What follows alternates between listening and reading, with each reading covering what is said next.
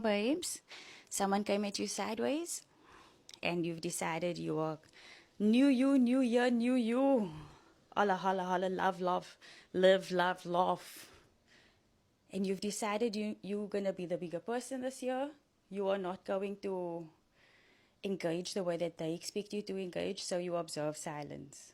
So, what do you do while you are observing silence? It's going to be 3 to 5 seconds and it's going to feel very long. It's going to feel like a lifetime. You need to, number one, you need to become comfortable with silence. You need to be comfortable. Number two, what do you do while you are observing these 3 to 5 seconds of silence? You are determining the root. You're looking at the situation and you're asking yourself, why did this person just come at me sideways?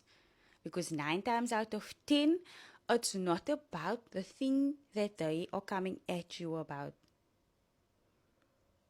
Somebody made fun of my hair. They said something about learning, like I need to learn to brush my hair. Something like that. I can't remember what the exact words were, but something about if I want to step out in public, I need to learn how to brush my hair. That's what they said. And in that moment, let's say somebody says something like that to you. You need to look at the situation and ask yourself, what is it that this person is trying to make me feel? What was that person trying to make me feel? Let's work through this exercise together. That person said, if I want to step out in public, I need to learn to brush my hair. That person was trying to make me feel self-conscious. That person was trying to make me defensive. That person was making fun of my physical appearance, but for what purpose? Why would somebody do that? They were trying to get a reaction out of me. Right? I need to rile myself up. They did it to rattle me. That's the word. They said it to rattle me. They wanted me rattled. Right? So that is most probably 9 times out of 10 when somebody comes at you sideways and they say something completely out of pocket, it's to rattle you. So while you are holding silence, this is what you need to identify. You need to look at it and unpack it, dismantle what you see in front of you. This person is trying to rattle me. And then you need to ask yourself, what is the outcome that I want to work towards? Where do I want to end up? And that is how you're going to go through the conversation. Where do I want this conversation to end up? Right? How many times do you get in your car and you just get in your car, you switch it on and you just start driving around without a destination in mind, without a point of, okay, now I need to go fill the tank. So I'm going to go to the garage. How many times do you get in your car to drive just to drive? How many times have you ordered an Uber and you said, I want this Uber, but I don't have anywhere to go. We're just going to drive. This is how your conversations need to be. You have to set your destination in your conversation GPS. You need to say, I want us to go there. That is where we're going to end up. Right? And if you don't know what some outcomes are, I'll give you a couple. One could be that you want to let this person know that what they just said is not okay with you. Number two, that they shouldn't be saying things like that to you in the first place. That's what you're trying to work towards.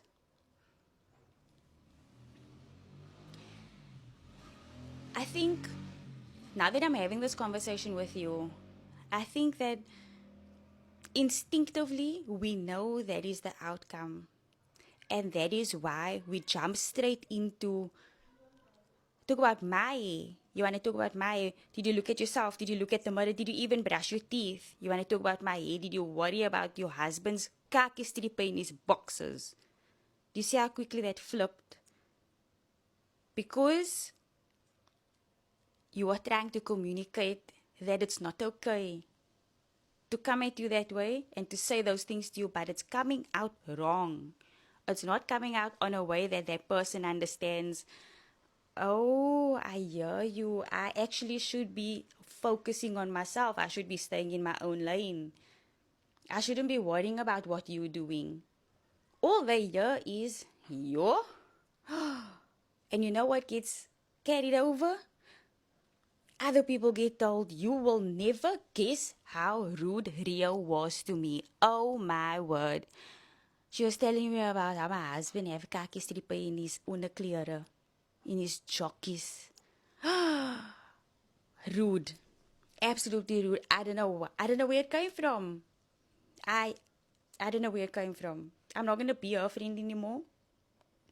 And I just, I mean, it's up to you if you want to be a friend, but for me personally, I don't think that I can have people who will carry themselves like that in my life. And they won't say what they said to you. They will just come, slice you.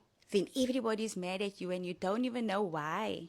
Everybody's giving you sideways looks and you don't know what you did to them, but they mad. That's what your silence is going to protect you from.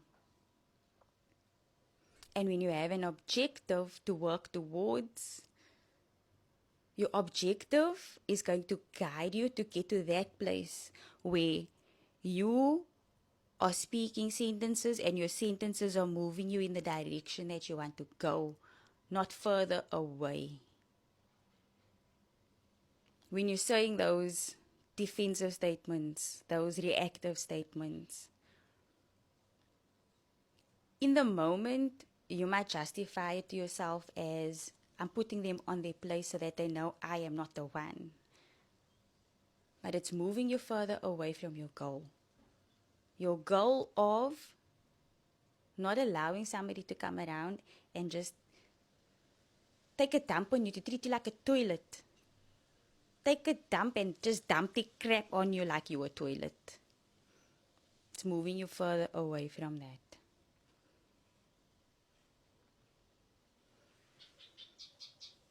Observing silence will, number one, start communicating to the person.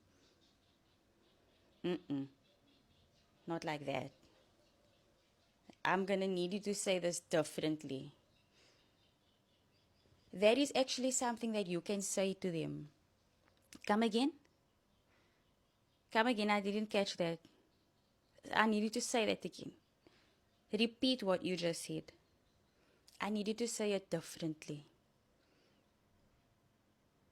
That is going to suck all of the oxygen out. They're not going to be able to say it with the same passion. They're not going to come with the energy, more passion, more energy, more passion. They're not going to have that same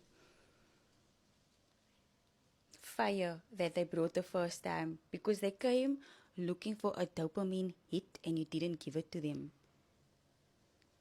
And now they realize, damn, it's falling flat and I look bad. Set your conversation GPS before you start driving, my babes.